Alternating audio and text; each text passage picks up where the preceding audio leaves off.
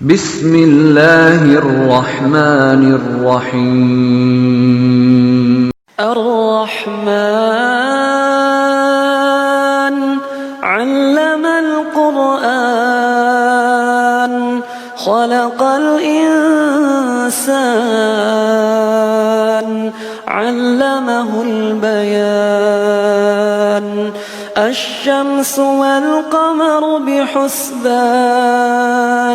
والنجم والشجر يسجدان والسماء رفعها ووضع الميزان ألا تطغوا في الميزان وأقيموا الوزن بالقسط ولا تخسروا الميزان والأرض وضعها للأنام فيها فاكهة والنخل ذات الأكمام والحب ذو العصف والريحان فبأي آلاء ربكما تكذبان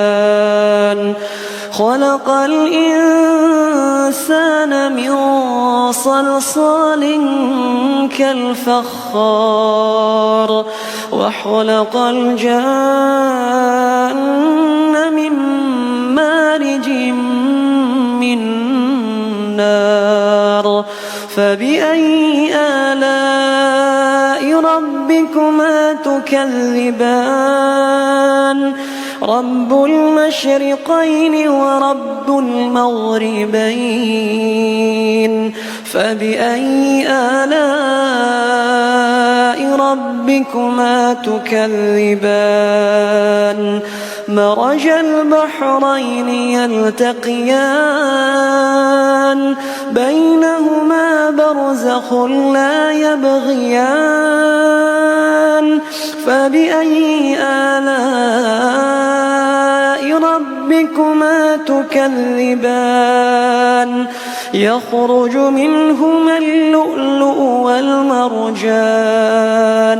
فبأي آلاء ربكما تكذبان وله الجوار المنشآت في البحر كالأعلام فبأي آلاء ربكما تكذبان كل من عليها فان ويبقى وجه ربك ذو الجلال والإكرام فبأي آلاء ربكما تكذبان يسأله من في السماوات والأرض كل يوم هو في شأن فبأي آلاء ربكما تكذبان